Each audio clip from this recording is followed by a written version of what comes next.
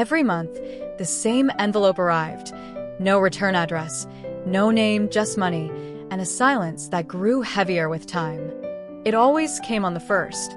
Not early, not late. As if whoever sent it understood that some things needed precision, especially guilt. The envelope slid under the apartment door just after sunrise, whispering across the floor like it didn't want to be noticed. Thin, plain. No handwriting worth remembering. Inside was always the same amount. Enough to help. Never enough to explain anything. Liam learned not to touch it. He would stand barefoot in the hallway, school bag half-zipped, staring at the envelope like it might move if he waited long enough. Sometimes he imagined it breathing. Sometimes he imagined it speaking. But it never did. Sarah picked it up quietly, as she always did. She never opened it in front of him. Never sighed. Never smiled either. She placed it in the drawer beside the stove, the drawer that stuck unless you pulled it just right. That drawer held the truth of their lives. And the silence that came with it. Liam was 12 now. Old enough to notice patterns. Old enough to understand when adults avoided answers. Old enough to feel the weight of a man he had never met. "Mom?"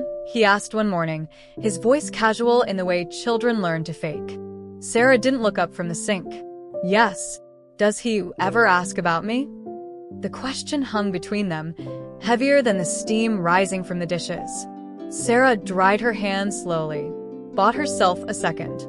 "He makes sure you're taken care of," she said at last. That wasn't an answer. Liam nodded anyway, because nodding was easier than pushing. Across town, Caleb Rowan watched the same sunrise from a different window. His apartment was smaller, quieter, almost empty. No photos on the walls. No magnets on the fridge. No sign that another human life mattered there. Caleb sat at the edge of his bed, boots already on, jacket folded beside him. His phone buzzed once on the nightstand. Reminder. Send it. He didn't need the reminder. He never did. But he kept it anyway, because forgetting would be unforgivable. Caleb worked nights as a maintenance supervisor at the hospital. The kind of job where people only noticed you when something broke. He fixed lights, Doors. Leaks. things that didn't complain too loudly. It suited him. Broken things made sense. Before leaving, Caleb opened the drawer under his bed and pulled out a stack of envelopes, already addressed, already stamped, identical. To the edge of his bed, boots already on, jacket folded beside him. His phone buzzed once on the nightstand. He took one, Paused. then slid the rest back, like they might judge him if he lingered. On his way out, he caught his reflection in the mirror by the door. Early 40s. Lines forming where smiles should have been. Eyes that looked like they were always apologizing. "You're doing the right thing," he muttered. He said it every month. And every month, it sounded less convincing. Caleb didn't know when watching had turned into a habit. At first, it was accidental. A drive past the apartment. A glance at the playground. A moment that lasted a little too long. But years passed, and moments became routines. He knew Liam's schedule without ever being told. School days. Soccer practice. The small bakery Sarah stopped at every Friday afternoon. Caleb would sit in his car across the street, pretending to scroll on his phone, his heart pounding like he was committing a crime. He never got too close. Close was dangerous. Close meant questions. Still, he noticed everything. How Liam pushed his hair back when he was nervous. How he laughed with his whole body. How he always looked around, like he was searching for something he couldn't name. Once, when Liam was about 8, he tripped on the sidewalk and scraped his knee. Caleb almost ran to him. Almost.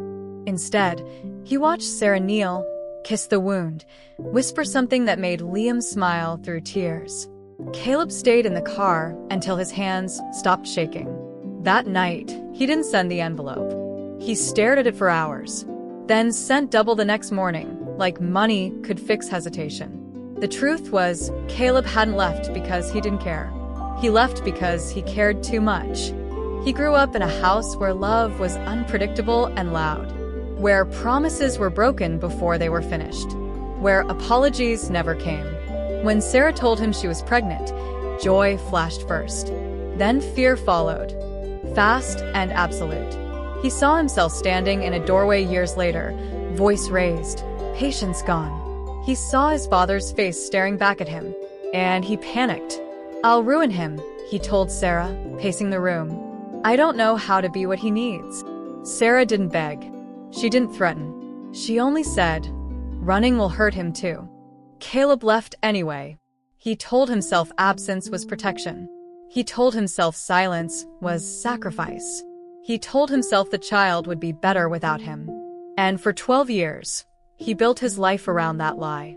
One afternoon, during a routine repair at Liam's middle school, everything cracked.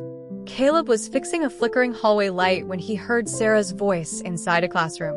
He froze. "He doesn't talk about his dad much," Sarah was saying gently. A pause. Then Liam's voice, older now, steadier. "Is it because he doesn't want me?" Caleb's breath caught. Sarah answered softly. No, sweetheart. "Sometimes people love better from a distance." The words landed like a sentence. Caleb finished the repair without remembering how. He walked to his truck on autopilot, sat behind the wheel, and stared straight ahead. For the first time in 12 years, he cried. Not loudly, not dramatically, just tears sliding down his face as the truth finally surfaced.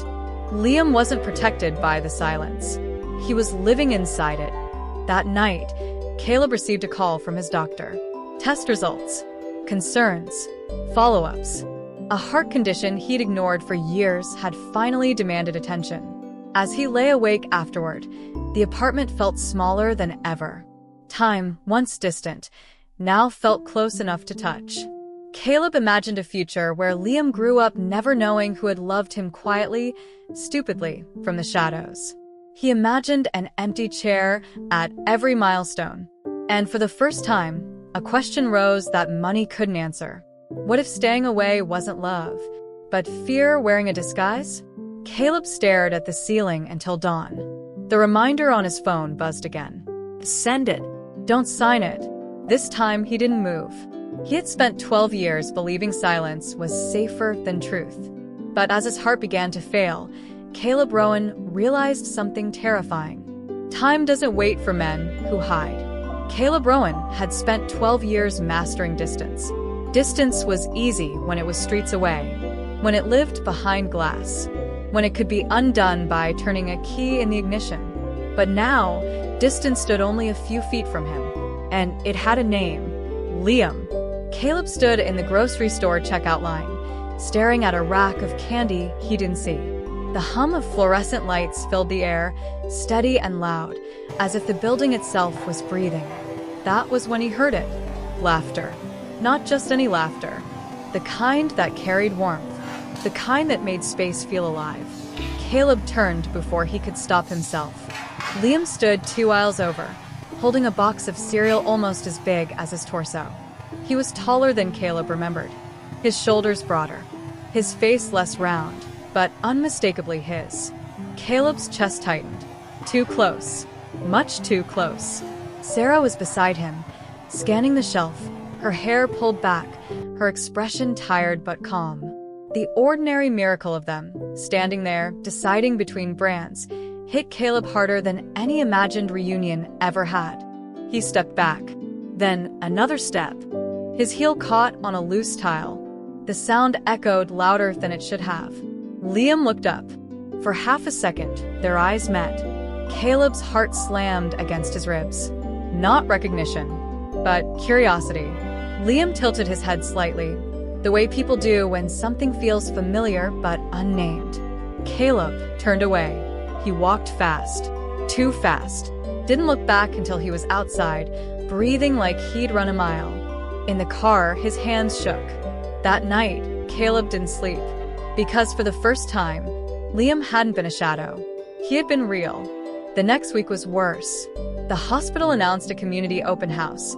Families welcome. Tour. Activities. Kids encouraged. Caleb saw the flyer taped near the maintenance office. His name was printed at the bottom under facility support. His hands went cold. This wasn't distance. This was collision. He considered calling in sick, faking a migraine, asking for reassignment. But something inside him resisted. Fear, yes. But also something else. Hope, maybe. Or the beginning of courage. The day of the open house arrived bright and warm, the kind of day that made everything feel possible and cruel at the same time. Children ran through the halls clutching balloons. Parents smiled politely. Nurses handed out stickers and small plastic models of hearts. Caleb stayed in the background, tool belt on, posture tight. Then he saw Liam, standing near a display table, alone. Caleb's chest ached at the sight of it, not because Liam was lonely, but because Caleb had always been. Liam picked up a red plastic heart, turning it over in his hands, studying it carefully. He looked thoughtful, like a boy already learning to ask questions the world wasn't ready to answer. A nurse approached him. "Do you know how the heart works?" she asked kindly. Liam shrugged. "Guess it just keeps going until it doesn't." Caleb flinched, too close to the truth. The nurse smiled gently and walked away. Caleb took a step forward, then stopped. The rules he had built for 12 years rose up like walls. Don't interfere. Don't be seen. Don't confuse him. But before he could retreat, the plastic heart slipped from Liam's hands. It hit the floor, cracked clean down the middle. The sound was small but final. Liam stared at it, frozen. Caleb didn't think. He moved. Kneeling beside the boy, he picked up the broken heart carefully, as if it were real. "I think it still works," Caleb said, his voice quieter than he meant it to be. Liam looked at him. Up close. Too close. Liam's eyes were the same color as Caleb's. That realization almost broke him. "Really?" Liam asked. Caleb nodded, swallowing hard. Some cracks don't stop things. They just make them work harder. Liam considered that. What if it can't be fixed? Caleb hesitated, then answered honestly. "Then you learn how to live with the break." Footsteps approached. Sarah's voice followed. "Liam?" Caleb stood quickly, heart racing. Sarah looked between them. Something shifted in her expression, not recognition, but awareness. A woman's instinct brushing against truth. "Thank you," she said politely, nodding at the heart in Caleb's hand. Caleb handed it to Liam. Their fingers brushed. Electric. Terrifying. "You dropped this," Caleb said. Liam didn't let go right away. "Do I know you?" he asked. The question landed heavy. Caleb felt the room tilt. He could end it right then. Say his name. Say the truth. Say I'm here. Instead, "No," Caleb said gently. "But I know you." Sarah's eyes narrowed slightly. Caleb stepped back. "I should get back to work." And just like that, the moment passed. Caleb walked away without turning around. But he felt it. The weight of what he'd almost done. And the cost of what he hadn't. That evening, Caleb sat in his truck outside the hospital long after his shift ended. His chest hurt. Not the sharp pain of illness, but the slow ache of regret. He had been inches away. Inches. For the first time, he wondered if Liam would forgive him one day. Or if some distances, once crossed too late, never truly close. His phone buzzed. A message from his doctor. "We need to talk about next steps." Caleb stared at the screen, then at the hospital doors, then back at the message. For 12 years, he had believed silence was safer than truth. But standing that close to his son had changed something irreversible. Caleb turned the key in the ignition, not to drive away, but to stay. He had been close enough to speak, close enough to touch, and still he walked away. The doctor didn't soften it. Caleb almost respected that. He sat in the small consultation room, hands folded, eyes fixed on a faded poster of the human heart taped crookedly to the wall. The irony wasn't lost on him. "We've been monitoring this for a while," the doctor said, voice calm but firm. "Your condition isn't new. What's new is that it's no longer stable." Caleb nodded once. "How long?" he asked. The doctor paused, not long enough to be cruel, but long enough to be honest. "Best case? Years if you follow treatment carefully. Worst case?" He exhaled. "We don't plan our lives on worst cases, but we prepare for them." Caleb swallowed. He had spent his entire adult life preparing for absence.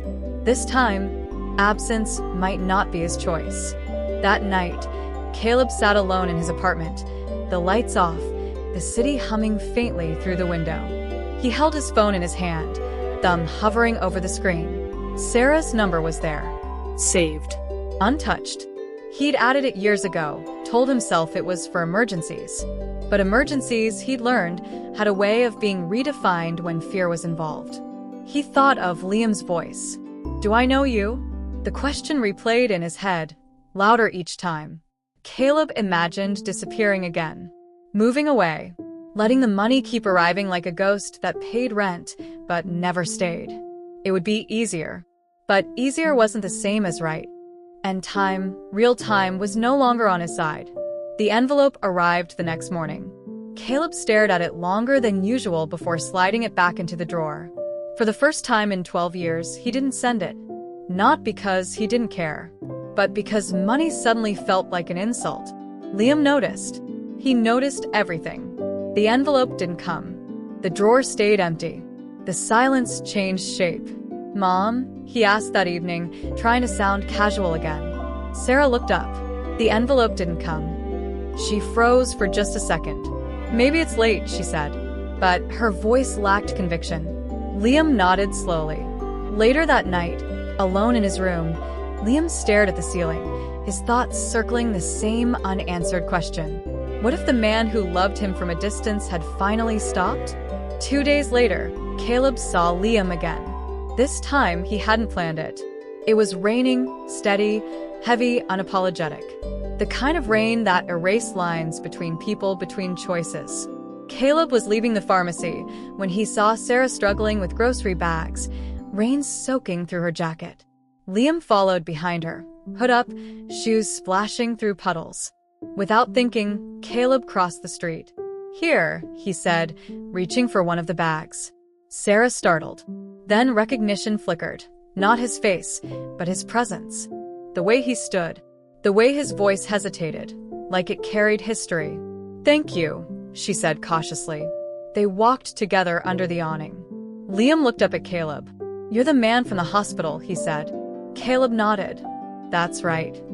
You said broken things can still work." Caleb met his gaze. "I believe that." Liam studied him for a long moment. "Do you have kids?" The question hit harder than the diagnosis. Caleb opened his mouth, closed it, then answered honestly but incompletely. "I have one," he said quietly. Liam's eyes widened. "Do you see him?" Caleb's chest tightened.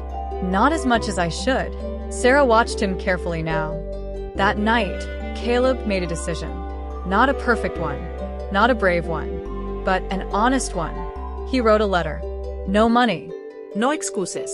Just truth. "I thought staying away would protect you. I was wrong. If I have time, I want to spend it being present, even if that presence comes late."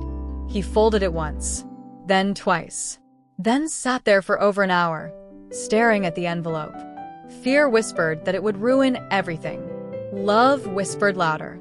Caleb drove to Sarah's apartment just before dawn. The city was quiet, vulnerable. He parked across the street, old habit, and sat there, letter in hand. Lights flicked on inside the apartment. Liam passed by the window. Caleb's heart pounded. This was it. 12 years of silence pressing against one fragile moment. Caleb opened the door, stepped out into the cold air, took 3 steps toward the building, And stopped. his chest tightened sharply. Not fear. Pain. Real. Immediate. Caleb bent slightly, gripping the letter, breath shallow. The world blurred. From across the street, Liam turned toward the window again. And for a split second, their eyes met. Not curiosity this time. Recognition. Something ancient. Unexplainable. Caleb straightened with effort. Raised his hand. Not a wave. Just a sign that he was there. Liam frowned, confused but watching. Caleb turned away.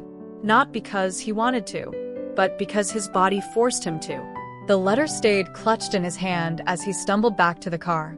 At the hospital later that morning, Caleb lay on a gurney, machines humming softly around him. The nurse adjusted his four. "Do you have family we should call?" she asked. Caleb stared at the ceiling. Family. The word felt heavier than ever. "Yes," he said finally. He closed his eyes. And for the first time in 12 years, he said his son's name out loud. The truth was written. The time was shrinking. And the silence that once felt safe was starting to cost him everything. Liam didn't mention the man at first.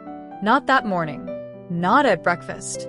Not even when the drawer by the stove stayed empty for the third day in a row. But children don't forget the things that make their chest feel strange.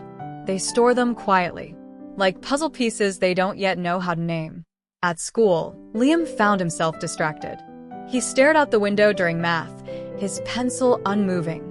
Every time a car slowed near the curb, his heart lifted, then settled again. By lunchtime, the image returned uninvited. The man across the street, the way he'd raised his hand, not waving, not calling, just there. Liam pressed his fingers against his chest, right over his heart. Broken things can still work. The words echoed again. Caleb woke to the steady beep of a monitor. The room smelled like antiseptic and quiet fear. He turned his head slowly, half expecting the room to be empty. But Sarah stood near the window, arms crossed tightly against herself. She looked tired, not angry. Tired in the way people look when too many things finally make sense at once. "You collapsed outside my building," she said softly. A neighbor recognized the hospital badge. Caleb swallowed. "I didn't mean to." "Why were you there?" she asked. No accusation. No raised voice. Just truth asking for truth. Caleb closed his eyes. 12 years of practiced silence pressed against his ribs. "I came to leave this," he said, lifting the folded letter with a trembling hand. Sarah didn't take it right away. "I always wondered," she said quietly, "what kind of man sends money for 12 years and never signs his name?" Caleb looked at her then. "I thought loving him meant staying invisible." Sarah exhaled slowly. "And now?" Caleb's voice cracked. "Now I'm afraid I waited too long." Liam sat on his bed that evening, knees pulled to his chest, staring at the door. His mother had come home late from the hospital. Her eyes were red, though she said she was just tired. She hadn't mentioned the man. That scared him more than if she had. "Mom?" Liam asked finally. "Yes, the man from the hospital." Sarah stopped folding laundry. "What about him?" "He knows things about hearts," Liam said carefully. "And about broken stuff." Sarah sat down beside him. "He does." Liam hesitated. "Is he important?" Sarah's breath caught. "In what way?" Liam searched for the words. "In the way people are when they don't leave." Silence filled the room. Not the safe kind. Not the familiar kind. The kind that meant something was changing. Sarah placed her hand over Liam's. "Do you ever feel like someone's been watching over you?" she asked. Liam nodded immediately. "Like someone cares but doesn't know how to show it." Sarah closed her eyes. "Yes," she whispered. "Exactly like that." Liam looked up at her. "Is it him?" Sarah didn't answer. But she didn't say no either. The next day, Liam rode his bike to the park alone. Not because he wasn't allowed to be alone, but because he needed space to think. He sat on a bench, watching parents push swings, watching dads chase kids across the grass. He tried to imagine the man from the hospital standing there. Not as a stranger, as something else. A word formed in his mind. It felt heavy, uncertain, but it didn't scare him. It felt overdue. Caleb was discharged 2 days later with instructions he barely heard. Rest. Medication. Follow-ups. What mattered was the look Sarah gave him as she helped him into the car. "You can't disappear again," she said. Caleb nodded. "I know." "Liam deserves the truth," she added. "So do you." Caleb looked down at his hands. "I don't expect forgiveness." "I'm not offering it yet," Sarah replied honestly. "But I won't lie to him anymore." They drove in silence. When they reached her apartment, Sarah turned to him. "He's at the park," she said. "If you're going to do this, don't do it halfway." Caleb's heart pounded. "I don't know what to say." Sarah opened the door. "Then say that." Liam saw him before Sarah did. The man walking slowly across the grass. Not confident. Not hiding. Just coming closer. Liam stood up. Caleb stopped a few feet away. Close enough now that there was no pretending. No rehearsed version of distance. They stood there, the space between them trembling. "You came back," Liam said. Caleb nodded. "I did." "Are you sick?" Liam asked. Caleb hesitated. "Yes." "Is that why you were sad before?" Caleb swallowed. "That's part of it." Liam kicked at the dirt. "You know," he said, not looking up, "I always thought my dad was someone important." Caleb's breath caught. "He is," he said quickly. Liam looked up. "I think he was just scared." Caleb felt the words land exactly where they belonged. "I was," he admitted. Liam studied him, then asked the question Caleb had both feared and prayed for. "Are you him?" The world went quiet. Caleb knelt slowly, so they were eye to eye. "Yes," he said, "if you'll let me be." Liam didn't cry. He didn't smile either. He nodded once. "That makes sense," he said. And just like that, something heavy loosened in Caleb's chest. Sarah watched from a distance, tears slipping freely now. They sat on the bench together. No speeches. No promises. Just space shared honestly. When it was time to leave, Liam stood up. "Can you come again?" he asked. Caleb nodded. "I will." Liam paused. "Don't disappear." Caleb met his gaze. "I won't. Not again." Not now. The truth was finally spoken. But knowing the truth is not the same as healing from it. Caleb learned quickly that showing up once was not the same as staying. Staying required consistency. Staying required patience. Staying required learning how to exist in someone else's life without disappearing or taking over. The first few days after the truth came out felt almost unreal. Liam didn't ask to call him dad. Caleb didn't ask for anything at all. They existed in careful proximity, like two people walking across a frozen lake, testing each step before committing their weight. Caleb showed up at the park every afternoon at the same time. Sometimes Liam talked. Sometimes he didn't. Both felt like progress. The first test came without warning. Liam had a school project, family history, poster board, photos, names. Caleb saw it lying on the table when he came by one evening. He froze. "What's that?" he asked, trying to keep his voice steady. Liam shrugged. "Homework." Sarah watched from the kitchen, her expression unreadable. "What do you have to do?" Caleb asked. "Bring pictures," Liam said. "Stories. Where people come from." Caleb nodded slowly. Inside, panic tightened its grip. He had no pictures. No childhood memories worth sharing. No stories that didn't end badly. "What if I don't want to include you?" Liam asked suddenly. The question landed sharp. Caleb didn't flinch. "That's okay," he said. "You don't owe me space." Liam studied him. "Would you be mad?" Caleb shook his head.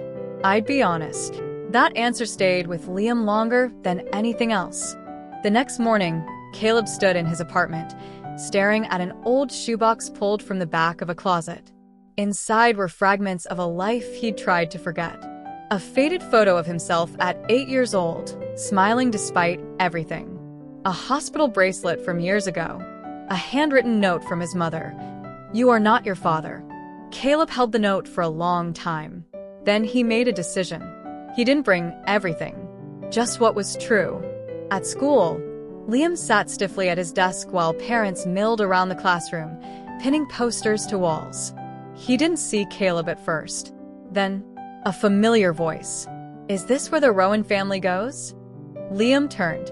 Caleb stood there, holding a small envelope. Not money. Something else. Caleb didn't sit too close. Didn't touch anything without asking. He simply stood beside Liam. "I brought a few things," he said. "Only if you want them." Liam hesitated, then nodded. Caleb laid the items out slowly. The photo, the bracelet, the note. "What's that?" Liam asked, pointing to the paper. Caleb's throat tightened. "It's something I needed to hear when I was your age." Liam read it carefully, then looked up. "You kept this?" Caleb nodded. "Because I forget sometimes." Liam thought for a moment, then taped the note to the poster board. Not front and center, but not hidden either. Caleb felt something warm and unfamiliar spread through his chest. Pride. That evening, the second test came. Caleb missed a visit. Not by choice. His medication made him dizzy. Weak. By the time he realized what day it was, the sun was already setting. He sat on his couch, phone in hand, staring at Liam's name. When he finally called, Liam answered quickly. "You forgot," Liam said flatly. Caleb closed his eyes. "I didn't mean to," he said. "I should have called sooner." Silence. "You said you wouldn't disappear," Liam said. Caleb's voice was steady but honest. "I didn't disappear. I failed. And I'm sorry." Another pause. "Are you sick again?" Liam asked quietly. "Yes." "Are you going to die?" The question was small. Brave. Caleb swallowed. "I don't know," he said. "But I know I'm here today. And I want to be here tomorrow." Liam didn't respond right away. Then, "Okay," he said. "Just tell me when you can't come." "I promise." Days turned into weeks. Caleb showed up more often than not. Sometimes late, sometimes tired, but always honest. Liam started asking questions, small ones at first. "What was your favorite food as a kid? Did you ever want to be something else? Why do you fix things?" Caleb answered all of them, even the hard ones, especially the hard ones. One night, Liam fell asleep on the couch while they were watching a movie. Caleb didn't move, didn't breathe too loudly, just sat there, heart full and aching. Sarah watched from the doorway. "He trusts you," she said quietly. Caleb nodded. "I'm afraid to break it." Sarah stepped closer. "Then don't." Caleb looked down at Liam. "I don't know how long I have." Sarah's voice softened. "Then make the time count." Later that night, Caleb sat alone in his apartment again. But it didn't feel as empty. He opened his calendar, marked a date, a doctor's appointment, a bigger conversation coming, one he hadn't told Liam about yet. Caleb leaned back, staring at the ceiling. Loving a child, he realized, wasn't about grand gestures. It was about showing up, especially when it was hard. And soon, it was going to get harder. Trust had begun to grow. But the truth about time was still waiting. Caleb chose the wrong day to tell him. Or maybe there was never going to be a right one. It was a Saturday. Clear sky. Mild air. The kind of day that pretended nothing bad could exist inside it. They were at the park again, same bench, same view. Liam kicked at the dirt with the toe of his shoe, humming softly to himself. Caleb watched him, memorizing things he didn't want to forget. The way Liam's brow furrowed when he thought too hard. The way he rocked slightly when he sat still too long. The way he leaned closer without realizing it. Caleb cleared his throat. "There's something I need to tell you," he said. Liam looked up immediately. "You're sick," Liam said. Not a question. Caleb nodded. "My heart doesn't work the way it should." Liam waited. So Caleb kept going. "The doctors are trying to help it. Sometimes it works for a long time. Sometimes." He paused. "Sometimes it doesn't. Sometimes it doesn't." Liam stared at the ground. "How long?" he asked. Caleb didn't lie. "They don't know." The silence that followed was different from all the others they'd shared. This one hurt. "So," Liam said slowly, "you came back and now you might leave again." Caleb's chest tightened. "I didn't come back to leave," he said. "I came back to be honest." Liam stood up suddenly. "I don't like this," he said, voice sharp with something close to panic. "You're not allowed to tell me things like that and then just sit there." Caleb stood too slowly. "I know," he said. "I'm sorry." Liam shook his head. "You should have stayed away." The words hit harder than any diagnosis. "Then I wouldn't have to worry," Liam added, his voice cracking. "I wouldn't have to." He stopped, turned away. Caleb didn't reach for him. "Not yet." "I thought that too," Caleb said quietly. "For a long time. But loving someone doesn't mean protecting them from pain by lying. It means trusting them with the truth." Liam spun back around. "I'm 12, he snapped. "I didn't ask for this." "I know," Caleb said. "But you didn't ask for silence either." Liam's shoulders shook. Caleb took a step closer. Then another.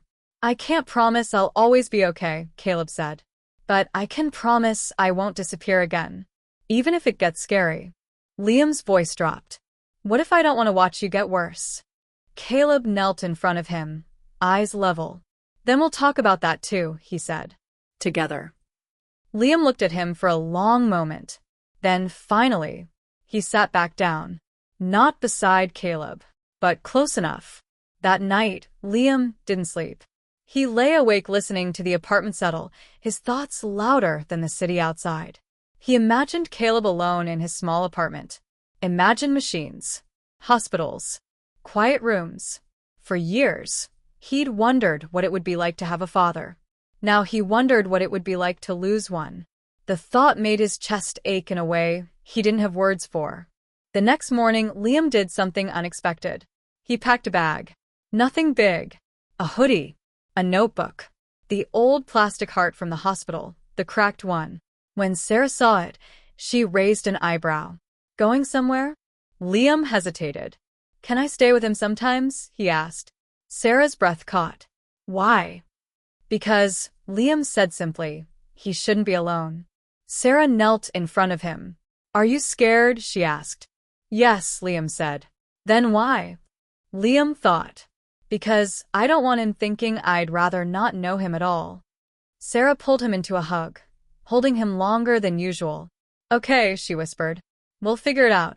When Caleb opened his apartment door later that day and saw Liam standing there with a bag over his shoulder, his heart skipped. Not painfully this time. What's this? Caleb asked. Liam shrugged. I'm visiting. Caleb smiled softly. You don't have to. I know, Liam said. But I want to. They sat at the small kitchen table, eating takeout. Liam explored the apartment, noticing the lack of everything. No pictures, Liam said. Caleb nodded. Didn't think I deserved any. Liam didn't respond right away. Then he pulled the cracked plastic heart from his bag and placed it on the table. You can have this, he said. Caleb stared at it. Why? Because, Liam said, it still works. Caleb's eyes burned. Later that night, Liam sat on the couch writing in his notebook. What are you doing? Caleb asked. Making a list, Liam said. Of what? Things we still have time for. Caleb swallowed. Like what? Liam looked up, serious. Teaching me how to fix stuff, he said. Going to one soccer game. Eating breakfast together. And he hesitated. Being honest even when it's bad. Caleb nodded. I can do that. Liam added one last thing to the list.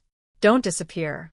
That night, after Liam fell asleep on the couch, Caleb sat alone again, but this time, he didn't feel afraid of the quiet. Because for the first time, he wasn't carrying the truth alone. And for the first time, loving someone didn't feel like something he had to survive. It felt like something worth staying for. The truth had been spoken. The fear was real. And the time they had suddenly mattered more than ever. Caleb didn't tell Liam when the bad days started. Not at first.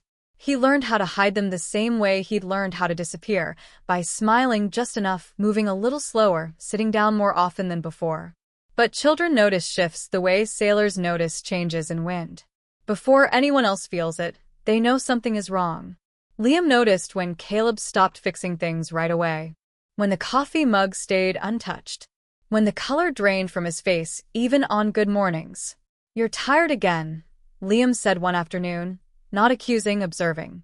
Caleb nodded. Just a long night. Liam didn't argue. He handed Caleb a glass of water and sat beside him, close enough that their shoulders touched. That small weight mattered more than medicine. The first hospital stay came quietly. A routine check that turned into observation. Observation that turned into overnight. Overnight that turned into 3 days. Sarah tried to soften it. He'll be fine, she told Liam. Doctors just want to be careful. Liam nodded, but he packed his bag anyway. At the hospital, Liam sat beside Caleb's bed, legs swinging slowly, watching machines rise and fall like breathing walls. Does it hurt? Liam asked. Caleb thought carefully before answering. Sometimes, he said. but it hurts less when you're here. Liam absorbed that, then reached over and placed the cracked plastic heart on the bedside table. So you remember, he said. Caleb smiled. When Caleb came home, things were different. Not worse. Just quieter. Caleb slept more. Ate less. Forgot things. Liam adapted. He reminded Caleb about pills. He learned which days were harder. He stopped asking for things that could wait. Once, Sarah overheard Liam on the phone with a friend. No, I can't come today, Liam said calmly. I'm busy. Busy doing what? Being present. One evening, Caleb found Liam standing on a chair in the kitchen, trying to change the light bulb. What are you doing? Caleb asked sharply. Liam jumped. You weren't feeling good, he said. I thought I could. Caleb's voice softened immediately. Hey. Come down. Liam stepped off the chair. Caleb knelt in front of him. I need you to understand something, Caleb said. You don't have to take care of me. Liam looked down. I want to. Caleb swallowed. I know. But you're still allowed to be a kid. Liam considered that. Can I be both? He asked. The question stayed with Caleb long after the light bulb was replaced. As weeks passed, Liam began writing again. Not lists this time. Letters. He didn't show them to anyone. Didn't seal them. Just folded them carefully and tucked them into the notebook. One night, Caleb noticed. What are those? He asked gently. Just thoughts, Liam said. In case I forget how to say them later. Caleb reached out, then stopped himself. You won't forget, he said. Liam looked at him. People forget when they're sad, he replied. Caleb had no answer for that. The worst day came unexpectedly. Caleb collapsed in the hallway between the bedroom and the kitchen. Not dramatic. Not loud. Just quiet. Liam heard the sound of something heavy hitting the floor. He froze for one terrifying second, then moved. He knelt beside Caleb, hands shaking but voice steady, too steady for a 12-year-old. Caleb, he said. Hey. Look at me. Caleb's eyes fluttered open. Liam grabbed the phone and dialed emergency services, repeating the address without stumbling. When the paramedics arrived, one of them looked at Liam with surprise. You did good, she said. Liam nodded. I know. At the hospital, Caleb woke to find Liam asleep in the chair beside his bed, head resting on his arm, notebook clutched loosely in his hand. Caleb watched him for a long time. This child, this boy, had grown into something strong without ever being asked. Caleb reached out and brushed Liam's hair back gently. I'm sorry, he whispered. Liam stirred. For what? He asked sleepily. For making you grow up faster than you should have. Liam yawned. I didn't grow up, he said. I just showed up. Caleb closed his eyes, overwhelmed. Later that day, the doctor spoke to Sarah and Caleb quietly. The words were careful, measured, progressive, managing symptoms, preparing. Caleb understood what wasn't being said. Time was tightening. That evening, Caleb asked Sarah for a moment alone with Liam. They sat by the window as the sun dipped low, painting the room gold. Liam, Caleb said, choosing each word carefully, there might be days when I can't do the things I promised. Liam looked at him unflinching. Then we'll change the list, he said. Caleb smiled sadly. You shouldn't have to. I know, Liam said. But I want to. Caleb felt something shift. He had spent his life believing love was about protection through absence. But here it was. Love as presence. Love as steadiness. Love as a child choosing to stay. That night, Liam opened his notebook and added a new page. At the top, he wrote, Things worth being brave for. Caleb's name was the first line. Caleb's body was weakening. But something else was growing stronger. Caleb didn't know how to talk about it. Not really. Not with words that wouldn't break him and Liam into pieces too small to gather. But the truth didn't wait for courage. It arrived with the weight of inevitability. The doctor had been clear enough. Plan. Prepare. Be present. But Caleb's heart didn't care about clarity. He cared about Liam. That morning, he sat at the kitchen table, the same one where they'd eaten takeout weeks ago, and traced his finger along the scratches from years past. The apartment smelled faintly of cinnamon from the candle Liam had insisted on lighting. Caleb pulled out his notebook. Liam's notebook. The one filled with lists, letters, plastic hearts, memories. He opened it to the last page Liam had written. Things worth being brave for. Caleb read the words aloud, quietly, savoring each one. 1. Don't disappear. 2. Teach me to fix things. 3. Eat breakfast together. The fourth line, blank. Caleb smiled, swallowed, and added his own. 4. Love him while I can. Later, they walked to the park together. Liam held Caleb's hand, not because he needed to, but because he wanted to. Why do we always come here? Liam asked. Caleb looked at him. His chest ached in ways words couldn't reach. Because, he said carefully, it's where I realized being close is better than staying away. Liam considered this. Even if being close sometimes hurts? Even then, Caleb admitted. They sat on the same bench where the first truths had been spoken. Liam swung his legs slowly. Caleb watched, thinking about all the days they'd missed, years stolen by fear and silence. I don't want you to be scared, Liam said suddenly. Caleb swallowed. I'm scared, he confessed. Liam turned to him. Then don't be alone. Caleb looked at him. Really looked. His son, his boy, wasn't just small and tender anymore. He was steady, brave, and willing to shoulder pain just to hold him up. That evening, Caleb began to prepare. Not for death, exactly. Not yet. For moments. For memories. For the things that mattered. He pulled out old tools from his apartment, wrenches, pliers, bits of metal he'd collected over decades, and set them on the table. Want to learn how to fix things? He asked Liam. Liam's face lit up. Yes. They worked together, slowly, carefully. Caleb guiding hands, Liam asking endless questions. Each screw tightened, each bolt turned, became a small victory against fear, a quiet defiance of the ticking clock. Days passed. Caleb's health declined gradually but noticeably. A cough lingered. Energy drained faster. Shortness of breath came easier. Liam noticed every change. He didn't panic. He didn't cry. He simply adapted. He learned which foods his father could eat, which walks were short enough, when to talk, when to sit quietly, when to just hold his hand. Caleb watched in awe as the child became a guardian in ways the world had never asked him to be. One night, they sat on the couch together, Liam resting his head against Caleb's shoulder. Do you think you'll be okay? Liam whispered. Caleb held him close. I don't know, he admitted. Then we just keep doing this? Yes, Caleb said softly. We keep doing this. Liam nodded. Okay. And just like that, they made a silent promise. Not one written down. Not one spoken aloud in full. A promise held in presence. The real test came quietly the following week. Caleb woke to dizziness, to a faint ringing in his ears, to the fear that he had delayed too long. Liam was already awake, notebook in hand, waiting. Can I help? He asked. Caleb shook his head, then smiled weakly. Yes. Just be here. They spent the day together in quiet rhythm, reading, repairing, sharing food, laughing softly. Not a word was wasted. Not a moment left unvalued.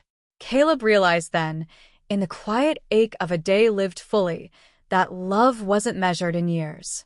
It was measured in presence. And Liam was teaching him how to be present, every second of it. As the sun set, casting gold across the living room, Caleb looked at Liam and whispered, Thank you. For what? For being brave enough to stay. Liam didn't respond immediately. Then, softly, almost shyly, for being brave enough to come back. Caleb's chest tightened. Words failed. Instead, he reached over, took Liam's hand, and held it there as the sun disappeared behind the city skyline. And for the first time in 12 years, Caleb Rowan felt like he had come home. Time was slipping. Caleb could feel it.